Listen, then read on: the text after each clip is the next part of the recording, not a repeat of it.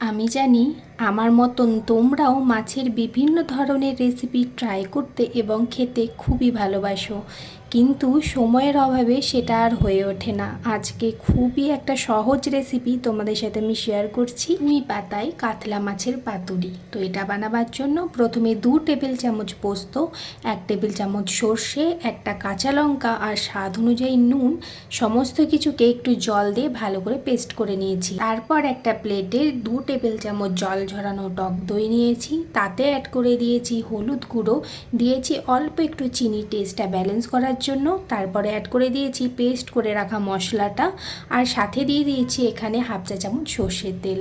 তারপর সমস্ত কিছু ভালো করে মিশিয়ে নিয়ে মাছটাকে মশলার মধ্যে দিয়ে ভালোভাবে মাখিয়ে 10 মিনিট এটাকে ম্যারিনেট করে রাখবো।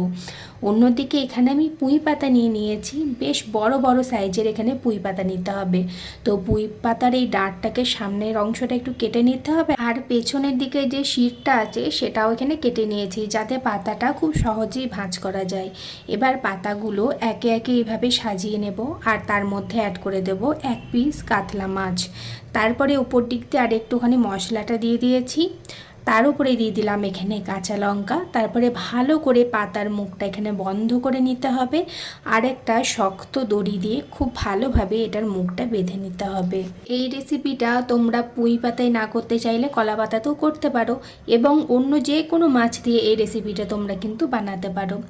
তারপরে একটা এখানে প্যান বা তাওয়া নিয়েছি, তাতে দিয়ে দিলাম এখানে সর্ষের তেল, আর তার মধ্যে পাতুরিগুলো দিয়ে দিলাম। পাতুরিটা অ্যাড করে প্রথমেই এটা 2 পিঠে ভালোভাবে উল্টে পাল্টে নেব, যাতে 2 দিকটাতেই ভালো করে তেলটাকে এখানে লেগে যায়। তো ঢাকা দিয়ে এটাকে 5 মিনিট লো ফ্লেমে আমি এটাকে রেখে দিয়েছিলাম। তারপরে দেখবে অনেকটা জল বেরিয়ে আসবে। 5 মিনিট পর ঢাকাটা খুলে আবারও ভালো করে একটু উল্টে পাল্টে নিয়ে আরও 5 মিনিট এটাকে ঢাকা দিয়ে মিডিয়াম ফ্লেমে ভালো করে এরকম ভেজে নিতে হবে। তাহলেই রেডি হয়ে গেল পুঁই পাতায় কাতলা মাছের পাতুরি। গ্যাসের ফ্লেমটা অফ করে দেবে, আর একদম গরম গরম ভাতের সঙ্গে গরম গরম পাতুরি সার্ভ করবে। তার আগে দাঁড়াও, তোমাদেরকে একটা মাছ এখানে খুলে দেখাই। দেখো তো কেমন হয়েছে দেখতে।